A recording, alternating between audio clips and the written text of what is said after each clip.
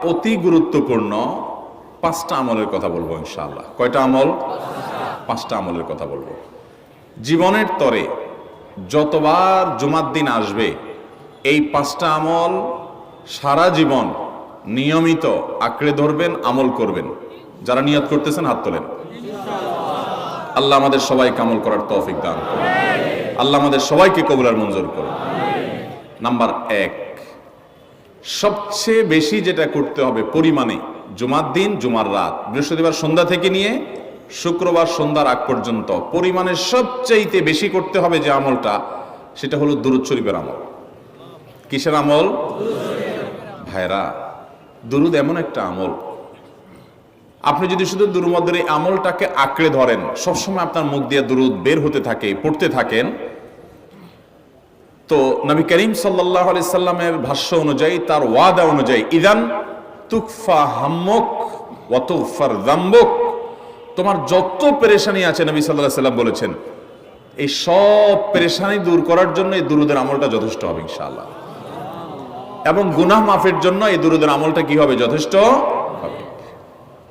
নবী করিম সাল্লাল্লাহু আলাইহি সাল্লাম বলেছেন, মান সাল্লা আলাইয়া মাররাতান সাল্লাল্লাহু আলাইহি আশরা, যে ব্যক্তি আমার প্রতি একবার দুরূদ পাঠ করবে, আল্লাহ রাব্বুল আলামিন তার প্রতি 10 বার রহমত নাজিল করবেন।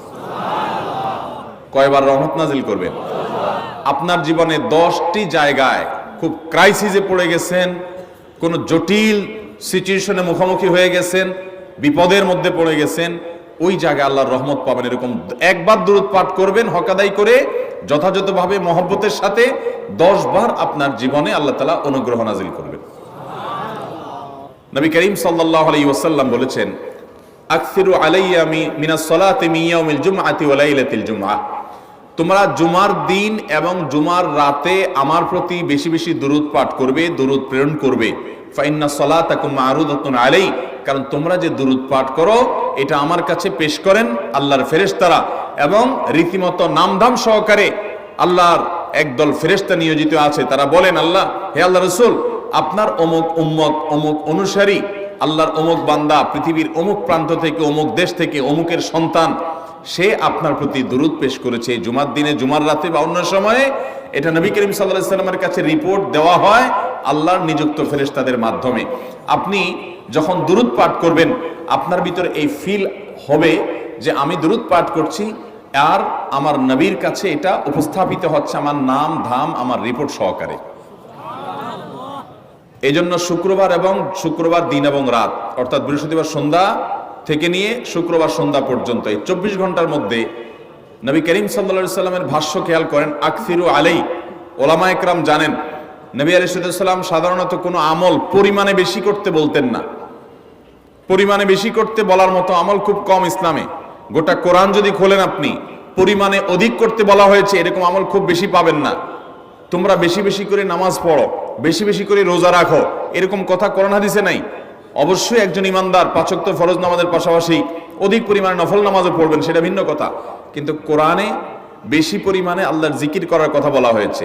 আর নবী করিম সাল্লাল্লাহু আলাইহি সাল্লাম বৃহস্পতিবার সন্ধ্যা শুরু হলে শুক্রবার সন্ধ্যার আগ পর্যন্ত বেশি পরিমাণে করতে বলেছেন যে কাজটা, সেটা হলো দুরূদ শরীফের আমল। দুরূদের এই আমলটা, এটা করার জন্য আল্লাহ তাআলা এমন সহজ করে দিয়েছেন যে ওযুর প্রয়োজন নাই। আপনার ওযু নাই, তারপর আপনি দুরূদ পাঠ করতে পারবেন। এবং আপনি এই বড় দুরূদ পড়ার মতো সময় নাই, তো আপনি একেবারে সবচেয়ে সংক্ষিপ্ত দুরূদ পড়েন সাল্লাল্লাহু আলাইহি ওয়াসাল্লাম, তাতেও দুরূদ পাঠের সওয়াব পাবেন। চেষ্টা করব তো ইনশাআল্লাহ। শুক্রবার আসবে, দুরূদ বেশি বেশি করে পাঠ করব। আপনি দোকানে কাজ করেন, আপনার দোকানে আপনার সহকর্মী আরো কাজের লোক আছে, আপনি সবাইকে স্মরণ করাবার জন্য নিজে জোরে জোরে দুরূদ শরীফ পড়বেন এবং বলবেন যে শুক্রবার শুরু হয়ে গেছে, সবাই দুরূদ শরীফের আমল করো। ভাইরা আমার, আমি আমার জীবনের কথা বলতে পারি।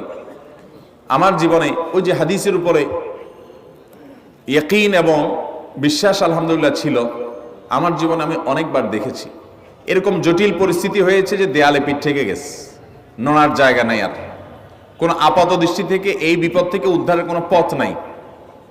দুরূদ, ইস্তেগফার, দোয়া ইউনুস, এই 3 আমল, পাশাপাশি ইয়াজাল জালাল ওয়াল ইকরাম, এই 4টা জিনিসকে এমন ভাবে ধরছে। বিশেষ করে দুরূদ, স্পেশালি সারাক্ষণ দুরূদ। আল্লাহ রাব্বুল আলামিন এমন ভাবে সহযোগিতা করেছেন, এমন ভাবে উদ্ধার করেছেন যে কল্পনা করলে অবাক লাগে এখন যে এটা কিভাবে সম্ভব। ভাইরা আমার, এক সাহাবী নবী করিম সাল্লাল্লাহু আলাইহি ওয়াসাল্লামের কাছে এসে বলছে, ইয়া রাসূলুল্লাহ, আমি যে দোয়া করি এই দোয়ার মধ্যে আমি নিজের জন্য করব, আমার ছেলে মেয়ের জন্য করব, অনেক কিছু করব, এটা সেটা, রিজিক চাইবো, সুস্থতা চাইবো, অনেক কিছুই তো আল্লাহর কাছে চাইবো। আপনি তো আল্লাহর রাসূল, আপনার জন্য দোয়া করলে আমাদেরই লাভ, একবার দোয়া করলে আল্লাহ 10 বার রহমত নাজিল করবেন, তো আপনার জন্য আমার দোয়ার ভিতরে কত পার্সেন্ট রাখবো? সাহাবী বারবার বিভিন্ন পার্সেন্টেজ বলছিলেন যে 3 ভাগের 1 ভাগ আপনার জন্য রাখি ইয়া রাসূলুল্লাহ, অর্ধেক রাখি, আরো বেশি করে রাখি। তিনি যত বলছেন নবী করিম সাল্লাল্লাহু আলাইহি ওয়াসাল্লাম আরো বাড়ানোর জন্য তাকে উৎসাহ দিচ্ছিলেন।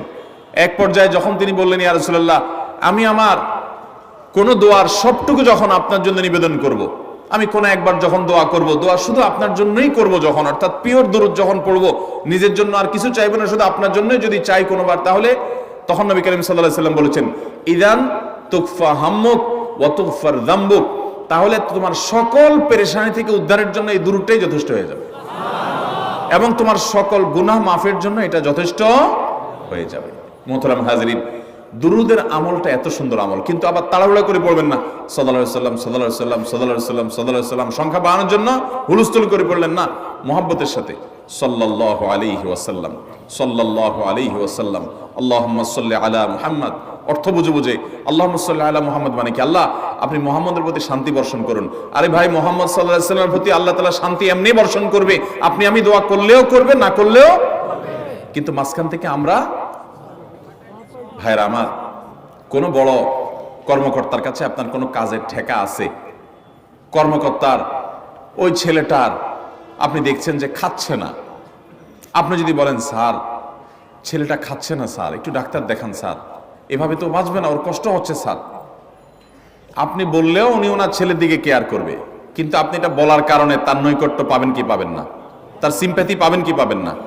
আরশে আজিমের মালিক তার হাবিবকে এত মহব্বত করেন, তিনি তার হাবিবের প্রতি এমনিতেই রহমত নাজিল করবেন, তাকে বিভিন্ন মর্যাদা আগে থেকেই দেওয়ার ঘোষণা দিয়ে রাখছেন, কিন্তু আপনি আমি দোয়া করলে আল্লাহ তাআলা তার মাধ্যমে আমাদের ভাগ্যকে সুপ্রসন্ন করে দিবেন।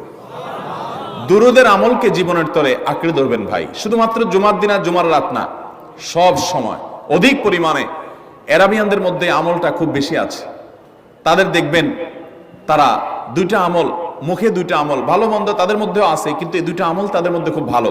বেশিরভাগ মানুষই দেখা যায় অবসর সময় আস্তাগফিরুল্লাহ, ইস্তিগফার করছে অথবা দুরূদের আমল করছে। আমাদের অবসর সব সময়গুলো নিয়ে গেছে মোবাইল ফোন।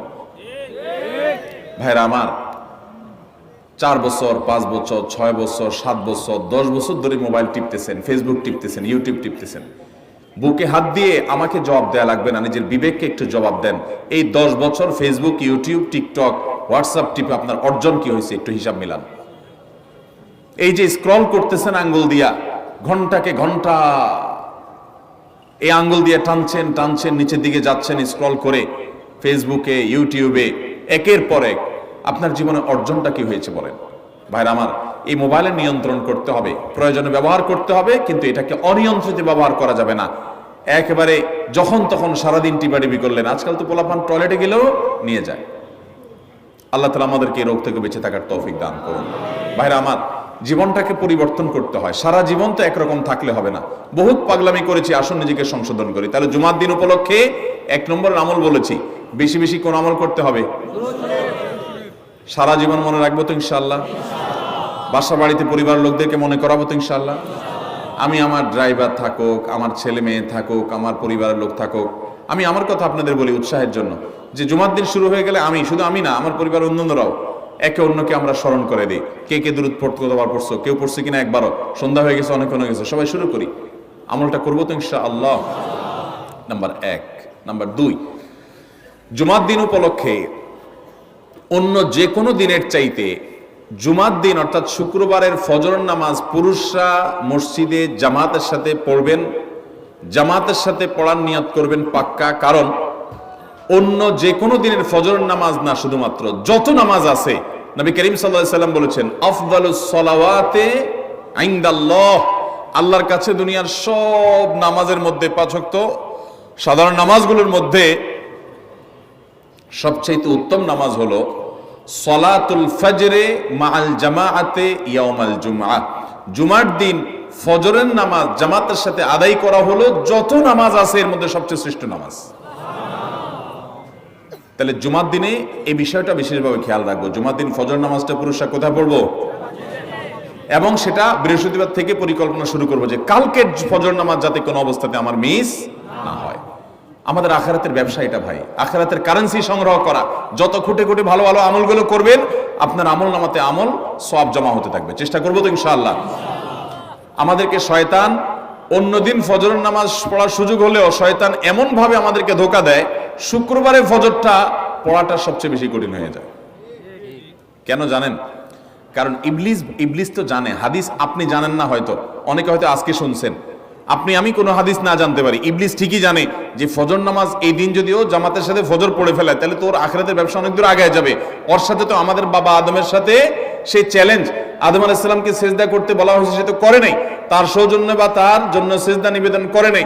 আল্লাহ তাআলা সেজন্য তাকে জান্নাত থেকে বের করে দিয়েছে। তার কারণে এই ইবলিস তখনই আল্লাহর সাথে আল্লাহর সামনেই চ্যালেঞ্জ ছুড়ে দিয়েছে আদম আলাইহিস সালামের সাথে যে লাউ বিয়ান্নাহুম আজমাইন, আমি আদমের সব সন্তানগুলোকে পথহারা করে ছাড়বো, ওদেরকে জান্নাতের পথে চলতে দিব না। এই জন্য আল্লাহ তাআলার কাছে সে কিছু পাওয়ার চাইয়া নিছে।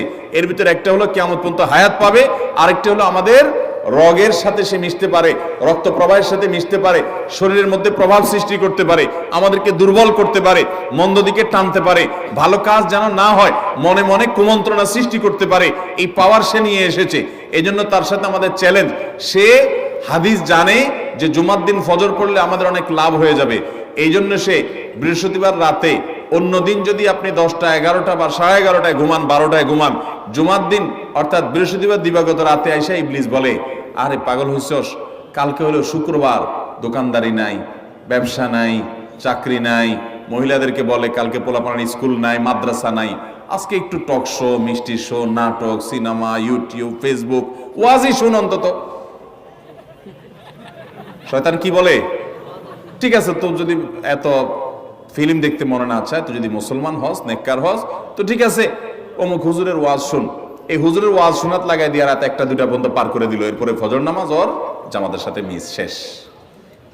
ভাইরা আমার, প্রত্যেক বৃহস্পতিবার আসলে সন্ধ্যার সময় প্রতিজ্ঞা করব, সপ্তাহের অন্যদিন যদি আমার ত্রুটি বিচ্যুতি হয়ও আমি সেটাকে কারেকশন করার চেষ্টা করব, কিন্তু শুক্রবার ফজরটা পুরুষ হিসাবে আমি জামাতের সাথে পড়বই পড়বো। তার জন্য রাতে আগে আগে শোবো, ডাবল ট্রিপল অ্যালার্ম দিয়ে শোবো, অন্য নামাজি বন্ধুকে বলবো ফোন দিয়ে ডেকে দিবি, একে অন্যের সহযোগিতা করব, কিন্তু ফজরের নামাজ জুমার দিন ছাড়বো না ইনশাআল্লাহ। ঠিক আছে তো? কয়টা আমল হলো? 2টা। মনে রাখবেন তো ইনশাআল্লাহ? আগামী বছর তো আমার মাহফিল আমি আর করব না, কিন্তু আগামী বছর যে মাহফিল করবেন সে আলোচককে আমি রিকোয়েস্ট করবো ইনশাআল্লাহ, আয়োজকরা এটার সবক জননায় আগামী বছর দিতে পারবেন তো ইনশাআল্লাহ? আমল যদি করেন তাহলে সবক ঠিকই দিতে পারবেন। ওই যে ভাই সবগুলো শুনে দিছে, কারণ এই আমল করেন। আচ্ছা, 3 নম্বর আমল হলো সূরা কাহাফ পড়বো। কোন সূরা পড়বো? সূরা কাহাফ। যারা কোরআন পড়তে পারেন না তারা শুনবেন, আর যারা পড়তে পারেন তারা নিজে পড়বেন। সূরা কাহাফ যদি জুমার দিন কেউ পড়ে, নবী করিম সাল্লাল্লাহু আলাইহি ওয়াসাল্লাম বলেছেন এই সূরাটা তার জন্য নূর হবে, নূর, আলো আল্লাহর তরফ থেকে। কিয়ামতের ময়দানে ভয়াবহ গুটগুটে অন্ধকার হবে। কিয়ামতের একটা ভয়াবহ শাস্তি হলো অন্ধকারের শাস্তি। ভাইরা আমার, অন্ধকারের শাস্তি মানে এমন ভয়াবহ অন্ধকার হবে যে দুনিয়ার অন্ধকারের সাথে কোনো তুলনাযোগ্য নয়। সেই ভয়াবহ অন্ধকারে কিছু আমল আছে যে আমলগুলো মানুষের ওই অন্ধকারের মধ্যে আলোর কাজ দিবে। এর মধ্যে একটা হলো অজুর অঙ্গগুলো যদি কেউ ভালো করে অজু করে, সুন্দর করে ডলে ডলে যেন শুকনা না থাকে, উত্তম রূপে যদি অজু করে, কেউ পানি অপচয় না করে, পানি অল্প নয় কিন্তু ডলে বেশি, সুন্দর করে যদি কেউ অজু করে, এই অজুর অঙ্গগুলো কিয়ামতের ময়দানে উজ্জ্বল হয়ে জলজল করে জ্বলতে থাকে এবং তার জন্য আলোর কাজ দেয়। সবাই যখন অন্ধকারের আযাবের মধ্যে নিমজ্জিত থাকে, হাউতাশ করে, তখন এই ব্যক্তির এই আমলটা তার আলো ভূমিকা আসে। আর আরেকটা হলো এই সূরা কাহাফ। অন্য অনেক উলামা ইকরাম বলেছেন এর ব্যাখ্যা হলো সূরা কাহাফ যদি কেউ এক বৃহস্পতিবারে পড়ে, পরের বৃহস্পতিবার পর্যন্ত, এক শুক্রবারে যদি পড়ে, পরের শুক্রবার আগ পর্যন্ত পুরো সপ্তাহব্যাপী তার ভিতরে নূর, ঈমানের নূর, তাকওয়ার নূর, ইলমের নূর, আমলের নূর, ভালো মানুষ হওয়ার নূর তার ভিতরে আল্লাহ তাআলা সৃষ্টি করে দিবেন। এই জন্য জুমার দিন সূরা কাহাফ পড়বো তো ইনশাআল্লাহ। আলহামদুলিল্লাহ ভাই, আপনাদেরকে যে আমলগুলো করছি এগুলো আমি, আমার পরিবার সদস্য, পরিচিত, সহকর্মী, আমি চেষ্টা করি সবাইকে স্মরণ করানোর এবং আমল করার চেষ্টা করি। আপনাদেরকেও বলছি ভাই, জুমার দিন যেহেতু, অতএব আজকে জুমার দিন উপলক্ষে বলে যাচ্ছি, জুমার দিনের এই 14-15টা আমলের মধ্যে সামারি করে আমি 5টা আমল করে দিচ্ছি, যে এগুলোর গুরুত্ব অনেক বেশি অন্য অনেকগুলো চাইতে, এগুলো বিশেষভাবে করব। তাহলে এর মধ্যে প্রথমটা চলে গেল দুরুদ বেশি বেশি করে পড়বো, দ্বিতীয়টা হলো জুমার দিনের ফজর নামাজ কোন অবস্থাতে জামাতের সাথে পড়া মিস করবো না, কারণ নবী সাল্লাল্লাহু আলাইহি ওয়াসাল্লাম বলেছেন সকল নামাজের মধ্যে সবচেয়ে সেরা উত্তম শ্রেষ্ঠ নামাজ, অর্থাৎ ওয়াক্তিয়া নামাজের মধ্যে সবচেয়ে শ্রেষ্ঠ নামাজ হলো জুমার দিনের ফজরের নামাজ জামাতের সাথে পড়া। তাহলে মহিলারা কি করবে? মহিলারা পুরুষদেরকে উঠায় উঠায় মসজিদে পাঠিয়ে দিবে এবং সহযোগিতা করবে, তাহলে তার মাধ্যমে তারাও একই সওয়াব পেয়ে যাবে। আর 3 নম্বর আমলে বলেছিলাম সূরা কাহফ, এটা নারী পুরুষ সবাই করবে বেশি বেশি করে, ঠিক আছে তো ইনশাআল্লাহ?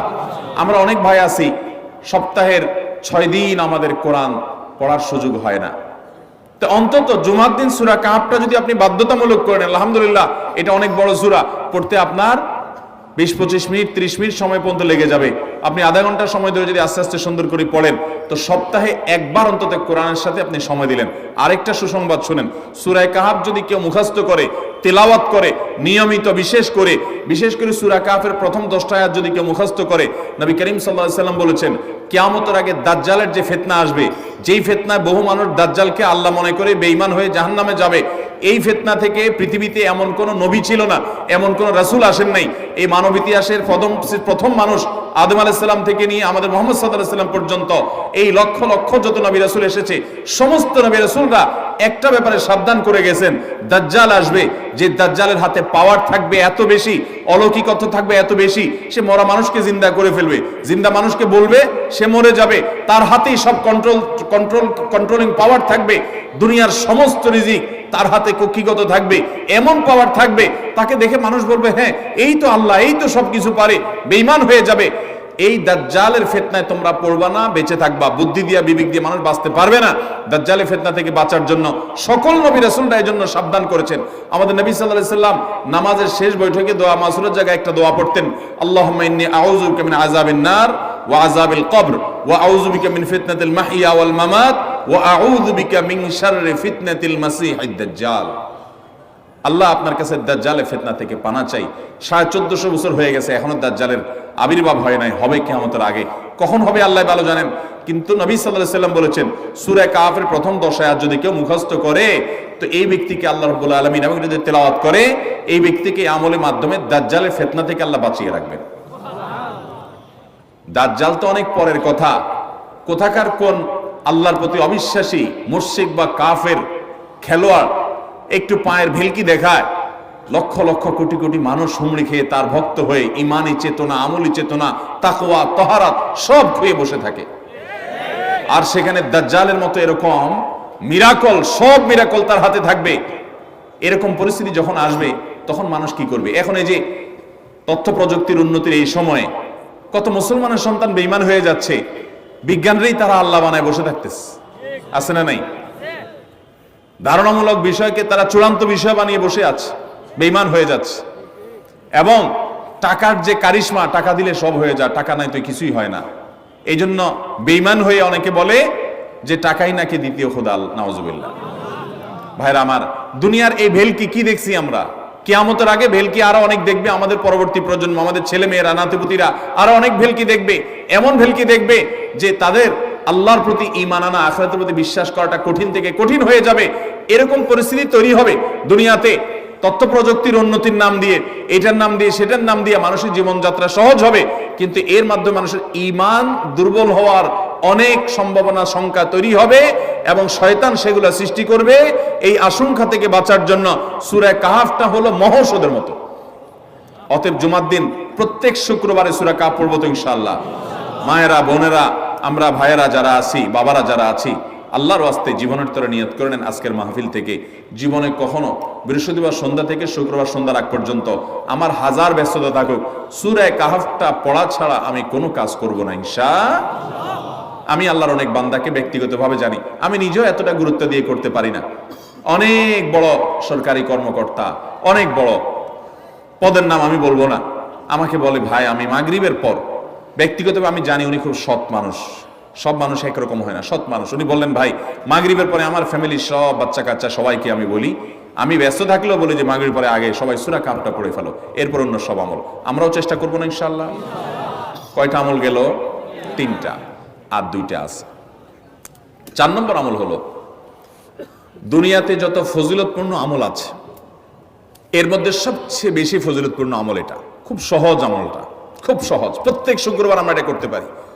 আমলটা হলো, নবী করিম সাল্লাল্লাহু আলাইহি ওয়াসাল্লাম বলেছেন, মান বাক্কারা ইয়াউমাল জুমআতি ওয়াবতাকার, যে ব্যক্তি জুমার দিন আগে আগে ঘুম থেকে উঠবে, ভোরে ঘুম থেকে উঠবে, যে ফজর নামাজ পড়তে হবে, যে তাহাজ্জুদ পড়তে পারলে আরো ভালো, এবং মসজিদে আগে আগে যাবে, তাহলে আগে আগে ঘুম থেকে উঠবে, সবাইকে বাসার ডেকে দিবে, আগে আগে ঘুম থেকে উঠাবে। ওয়াগাসসালা ওয়াগতাসাল, ফরজ গোসল হলে ফরজ গোসল করবে, উত্তম রূপে গোসল করবে, ভালো করে গোসল করবে জুমার দিন। ওয়ামাশা ওয়ালাম ইয়ারকাব, জুমার নামাজের জন্য পায়ে হেঁটে মসজিদে যাবে, বাহনে চলবে না। কেউ যদি মাজুর হয় সে বাহনে চললেও চলবে, কিন্তু সাধারণ যারা সুস্থ আছেন পায়ে হেঁটে মসজিদে যাবেন, বাহনে চললেন না। জুমার দিনের কথা, জুমার নামাজের কথা। ওয়াদানা মিনাল ইমামে ওয়ালাম ইয়ালগু, ইমামের কাছাকাছি গিয়ে বসবে, দূরে না, যত কাছে যেতে পারে, একদম সামনের কাতার ইমামের কাছাকাছি গিয়ে বসবে, কোনো অনর্থক কথা বলবে না, দুনিয়াবি কথা বলবে না, বেহুদি কাজ করবে না। ওখানে গিয়ে যতক্ষণ সময় পাবে জিকির, আজকার, তেলাওয়াত, তাসবিহ, দোয়া, রোনাজারি, কান্নাকাটি, বই পড়া, দিনী কাজ করা, এর মধ্যে সে কাটাবে নিজেকে। এই কয়েকটা কাজ যদি করে, তাহলে কাজ কয়টা হলো? আগে আগে ঘুম থেকে উঠা, ওই যে ফজর নামাজ জামাতের সাথে পড়া ইত্যাদি, গোসল করা উত্তম রূপে, আর পায়ে হেঁটে মসজিদে যাওয়া, বাহনে না চড়া। 4 নম্বর হলো ইমামের কাছাকাছি গিয়ে বসা, কোনো অনর্থক কাজ না করা। এই 4টা কাজ যদি কেউ জুমার দিনে করে, নবী করিম সাল্লাল্লাহু আলাইহি সাল্লাম বলেছেন, ওই ব্যক্তি বাসা থেকে মসজিদ পর্যন্ত যে আসলো, যতগুলো পা ফেলবে, যতগুলো স্টেপ ফেলবে, যতগুলো কদম দিবে, প্রতিটা কদমের বিনিময়ে আল্লাহ রাব্বুল আলামিন তার অ্যাকাউন্টে, তার আমল নামাতে 1 বছর রাত জেগে, সারা রাত জেগে তাহাজ্জুদ নামাজ পড়লে, এবং 1 বছর সারা দিন, প্রত্যেকটা দিন পুরা বছর জুড়ে নফল রোজা রাখলে যে পরিমাণ সওয়াব পাইতো, 1 বছর নফল রোজা, 1 বছর রাতভর জেগে তাহাজ্জুদের নামাজ পড়ার সওয়াব মাত্র একটা কদম ফেলার বিনিময়ে দিবেন। তাহলে আপনার বাসা থেকে যদি মসজিদে আসতে 100টা কদম হয়, 100 বছরের নফল নামাজ, 100 বছরের নফল রোজা, আপনি এটার সওয়াব আপনার অ্যাকাউন্টে জুমার দিন মাত্র 4টা কাজ করার মাধ্যমে আপনি পেয়ে যাবেন। এবং এটি অনেক হাদিস বিশ্লেষকগণ বলেছেন, কোরআন হাদিসে বহু ফজিলতের কথাই বলা আছে, এত বিপুল পরিমাণে, এত অধিক পরিমাণে সওয়াবের কথা যে কারো বাসা থেকে অনেকের আছে যেতে 500 স্টেপ পড়বে। 500 স্টেপ পড়লে কতটুকু হয়? সামান্য একটু জায়গা যেতে 500 কদম হয়ে যায়। অনেকের বাসা থেকে যেতে 500 কদম পড়ে 300 কদম হয়। তো সে এই 500 বছর নফল নামাজ, নফল রোজা, রাত ভর দিন ভর করার সওয়াব, কন্টিনিউয়াসলি করার সওয়াব মাত্র এই মসজিদে গেল, আসলো, এই 4টা শর্ত পূরণ করে সেটা সওয়াবটা পেতে পারে। যদি সপ্তাহে 4 জমা হয় তাহলে 4 বার 500 করে যদি হলো 2000 বছর, এভাবে তার আমল আমাদের সওয়াবের পাহাড় সে জমা করতে পারে শুক্রবারের ছোট্ট আমলটার মাধ্যমে। চেষ্টা করব না ইনশাআল্লাহ? আমি দেশে বিদেশে অনেক আল্লাহর বান্দাকে আমি শুনেছি, এই হাদিস আমি যেদিন থেকে জেনেছি, আমি চেষ্টা করেছি এটার আমল, এটার প্রচার মানুষের মধ্যে ছড়ানো। আমি যখন সৌদি আরবে, আজ থেকে আর অনেক বছর আগে, তখন কোন এক বক্তব্যে আমি আমলের কথা বলেছি। আমার অনেক ভাইয়েরা দেশে বিদেশে দেখে বলছেন, ভাই আমলটা শুরু করেছি, আমার কাছে ভালো লাগে, আপনারাও আমলটা করবেন, অন্য আরেকজনকে শিখাবেন এবং দাওয়াত দিবেন। ঠিক আছে তো ইনশাআল্লাহ? তাহলে কয়টা আমল গেল? 4টা। 1 নম্বর গেছে বেশি বেশি দুরূদ পাঠ করা, 2 নম্বর হলো জুমার দিনে ফজর নামাজ জামাতের সাথে পুরুষরা পড়া, 3 নম্বর হলো সূরা কাহাফ পড়া, তেলাওয়াত করা, আর 4 নম্বর হলো এই 4 শর্ত পূরণ করে মসজিদে আগে আগে গিয়ে সুন্দর করে খুতবা শুনে চলে আসা, কোনো কথাবার্তা, খুতবা চলাকালীন সময় কোনো কথাবার্তা, অনর্থক কাজ না করা। 5 নম্বর এবং সর্বশেষ আমল হলো, জুমার দিনে একটা সময় আছে দোয়া কবুল হয়। দোয়া কবুলের যে সময়গুলো আছে এর ভিতরে অত্যন্ত ইম্পর্টেন্ট একটা সময় হলো জুমার দিন। শুক্রবারের একটা সময় সম্পর্কে নবী সাল্লাল্লাহু আলাইহি ওয়াসাল্লাম বলেছেন যে একটা সময় আছে শুক্রবারের, এই সময়ে বান্দা কোনো দোয়া করলে আল্লাহ তাআলা ফিরিয়ে দেন না, কবুল করেন। কিন্তু সময়টা যে ঠিক কখন, এটা হাদিসে নবী সাল্লাল্লাহু আলাইহি ওয়াসাল্লাম বলেন না, যাতে করে হয়তো আমরা সারা দিনেরই কম বেশি দোয়ার চেষ্টা করি। এই বিষয়ে মুহাদ্দিসগণ, হাদিস বিশ্লেষকগণ, পণ্ডিত ওলামায়ে কেরামগণ হাদিসের বিভিন্ন আকার ইঙ্গিতকে গবেষণা করে, অ্যানালাইসিস করে এক একজন এক এক সময়ের কথা বলেছেন। তবে বেশিরভাগ ইমাম, বেশিরভাগ পণ্ডিত ওলামায়ে কেরাম, বেশিরভাগ আপনার ইসলামিক স্কলারগণের বক্তব্য হলো যে এই সময়টা হলো জুমার দিনের শেষ প্রহর, আসরের পর থেকে নিয়ে সূর্য ওঠার আগ পর্যন্ত এই সময়টা।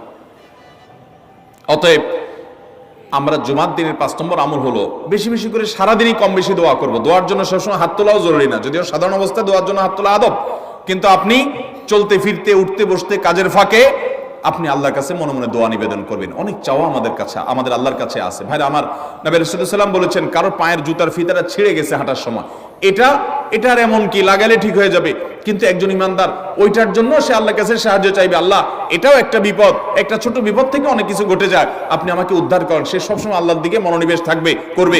নবী করিম সাল্লাল্লাহু আলাইহি ওয়াসাল্লামের পুরো জীবনকে যদি আপনি অ্যানালাইসিস করেন, আপনি অবাক হয়ে যাবেন। একটা বই আছে বাংলায়, বান্দার ডাকে আল্লাহর সাড়া, এটা বাংলা অনুবাদিত নাম। এই বইয়ের লেখক হলেন হিসনুল মুসলিমের যে রচয়িতা উনি শেখ সাঈদ আল গাহতানি রহমতুল্লাহি আলাইহি। ওনার সোহবতে যাওয়ার, ওনার সান্নিধ্যে থাকার, একাধিকবার খুব কাছাকাছি বসার সুযোগ আমার হয়েছে। সৌদি আরবের একজন বড় আলেম ছিলেন, দুনিয়া থেকে চলে গেছেন। তো ওনার লেখা বান্দার ডাকে আল্লাহর সাড়া, এই বইটা বেশ মোটা সোটা একটা বই। পুরোটা পড়বেন যে নবী করিম সাল্লাল্লাহু আলাইহি ওয়াসাল্লামের জীবনে যে কত রকমের দোয়া করতেন। আল্লাহ আজকার নামে একটা বই আছে ইমাম নববীর, এটাও বাংলা হয়ে গেছে অনুবাদ, আপনি পড়লে অবাক হয়ে যাবেন। ডক্টর খন্দকার আব্দুল্লাহ জাহাঙ্গীর রাহমাতুল্লাহ রাহে বেলায়েত একটা বই আছে দোয়া এবং জিকিরের, আপনি অবাক হবেন যে কি পরিমাণ দোয়া এবং জিকির নবী সাল্লাল্লাহু আলাইহি ওয়াসাল্লাম জীবনে পড়তেন। ঘুম থেকে উঠার সময় দোয়া আছে না নাই? এরপরে ঘুম থেকে উঠে যখন আপনি বাথরুমে যাবেন দোয়া আছে না নাই? আবার টয়লেটে গেলেন, টয়লেট সেরে আসলেন, আপনি ওযু করবেন, ওযুর জন্য দোয়া আছে না নাই? বিসমিল্লাহ। এরপরে ওযু শেষ করলেন, কালিমায়ে শাহাদাত আছে না নাই? এরপরে আপনি যখন ঘর থেকে বের হয়ে মসজিদে যাবেন, বের হওয়ার দোয়া আছে। বের হয়ে আপনি মসজিদে যাচ্ছেন, যাই পথে পড়ার আলাদা দোয়া আছে। এরপরে আপনি মসজিদে প্রবেশ করবেন, তার জন্য দোয়া আছে। মসজিদে ঢুকার পরে মসজিদে ঢুকার নামাজ আছে। এরপরে মসজিদে নামাজ বন্দেগী ইবাদত জিকির করে বের হচ্ছেন, সেটার জন্য আবার দোয়া আছে। আবার আপনি যাচ্ছেন, কাজকর্মে যাচ্ছেন, বাজারে যাচ্ছেন, সেটার দোয়া আছে। স্ত্রী সহবাস করার সময় দোয়া আছে। দোয়া নাই, জিকির নাই, এমন কোনো মুহূর্তে ইমানদারের জীবনে থাকতে পারে না। নবী করিম সাল্লাল্লাহু আলাইহি ওয়াসাল্লাম এই পরিমাণ দোয়া করতেন। এই জন্য ভাইরা, দোয়া যদি সবসময় করতে কষ্ট হয় হাত তুলতে, আপনি হাত তোলা ছাড়া শুক্রবারে দোয়া করেন, দোয়াটা অনেক বেশি করা দরকার। আমাদের কত জিনিস আল্লাহর কাছে চাইতে হয়, আমরা আল্লাহর কাছে চাই না। পেটে অসুখ হয়েছে, আমরা ডাক্তারের কথা মাথায় আগে আসে, আপনি ওষুধ খান, ওষুধ খাওয়া সুন্নত, কিন্তু ইমানদার সবকিছুর আগে আল্লাহর কথা স্মরণ করবে এবং আল্লাহর কাছে বলবে আল্লাহ আপনি সহজ করে দেন। আপনার অসুখ হয়েছে, সবকিছুর আগে নাপার কথা মনে আসে, আরে ভাই প্যারাসিটামলের কথা মনে আসে, এটা দোষের না, কিন্তু আপনার মনে আগে আসতে হবে যে নবী সাল্লাল্লাহু আলাইহি ওয়াসাল্লাম দোয়া শিক্ষা দিয়েছেন, যদি কেউ ব্যথার জায়গায় হাত দেয় এবং পরে আউযু বিইজ্জাতিল্লাহি ওয়া কুদরাতিহি মিন শাররি মা আজিদু ওয়া হাজির, আল্লাহ রাব্বুল আলামিন তার ব্যথা দূর করে দিবেন। এক সাহাবী এই হাদিসের উপর আমল করে তৎক্ষণাৎ তার ব্যথা দূর করেছেন। শুধু ইয়াকিনের অভাব, শুধু বিশ্বাসের অভাব, ঈমানের অভাব। তাহলে আমাদের আল্লাহর দিকে মনোনিবেশ করতে হবে দোয়ার জন্য বেশি বেশি। তাহলে শুক্রবারে 5 নম্বর আমল হলো বেশি বেশি কি করব ইনশাআল্লাহ? দোয়া। বেশি বেশি দোয়া করবেন, উঠতে বসতে চলতে ফিরতে। বিশেষভাবে সূর্য ডুবার আগের যে সময়টা শুক্রবার, অর্থাৎ দিনের শেষ সময়টা, বিশেষভাবে আল্লাহ তাআলার কাছে দোয়া করব। ঠিক আছে তো ইনশাআল্লাহ? কয়টা আমল বললাম? 5টা আমল। 1, বেশি বেশি দুরূদ। 2, ফজর নামাজ জামাতের সাথে পড়া পুরুষরা, মহিলারা অক্তমতো পড়বেন, পুরুষদেরকে পাঠিয়ে দিবেন মসজিদে। 3, সূরা কাফ পড়বেন। 4, আগে ঘুম থেকে উঠে উত্তম রূপে গোসল করে মসজিদে আগে আগে গিয়ে পায়ে হেঁটে গিয়ে সামনে ইমাম সাহেবের কাছাকাছি গিয়ে বসা, অনর্থক কথা কাজ না করা, তেলাওয়াত জিকির আজকারের মশগুল থেকে নামাজটা পড়ে বের হয়ে আসা, এই কাজ। নাম্বার 5, দোয়া করা, বিশেষ করে দিনের শেষ প্রহরে। আমল করবো তো ইনশাআল্লাহ? মনে থাকবো তো ইনশাআল্লাহ? আমরা প্রয়োজনে বাসায় গিয়ে একটা কাগজে নোট করে ফেলবো, লিখে ফেলবো, লিখে এরপরে ওয়ালে টাঙ্গায় দিবেন বাসায় যে জুমার দিন এই 5 কাজ আমি ছাড়বো না। আপনি যদি মনেও না থাকে, আপনার যদি ভুলেও যান, আপনি এই কাগজ আপনাকে মনে করাবে ইনশাআল্লাহ। বাসায় ফ্যামিলির লোকদের সাথে শেয়ার করবেন, জুমার দিন হুজুর বলেছেন, আমি একটু আমার মন থেকে বলিনি, এগুলো সব কোরআন হাদিসের কথা বলেছি আপনাদেরকে। কোরআন হাদিসের আলোকে 5টা আমলের কথা বলেছেন, বিশেষভাবে জুমার দিন আমি 5টা আমল করবই করব। ভাইরা আমার, প্রত্যেক জুমার দিন যদি আপনি একটু ইমানের রিচার্জ করেন, ইনশাআল্লাহ সারা সপ্তাহ আপনার জন্য সেটা উপকারে আসবে। চেষ্টা করবো তো ইনশাআল্লাহ? এবং দোকানে অফিসে টাঙ্গায় রাখবেন। যারা এই টাঙ্গায় রাখার আমলটা করবেন, আয়োজক যারা আছেন, আপনাদের কাছে আমার অনুরোধ যে ভাইরা এই কাজটা করছেন, ওনারা যদি আয়োজকদের মাধ্যমে ছবিটা আমার কাছে পাঠাইতে পারেন, আমার অফিসে নিয়ে আমি ইনশাআল্লাহ নিজে হাতে তাদের পুরস্কার দেব। বিশেষ করে এই মাহফিলের লোক যারা আছেন আজকের, আয়োজকদের মাধ্যমে। আল্লাহ তাআলা এই আমলগুলো আমাকে আপনাকে আমাদের সবাইকে করার তৌফিক দান করুন।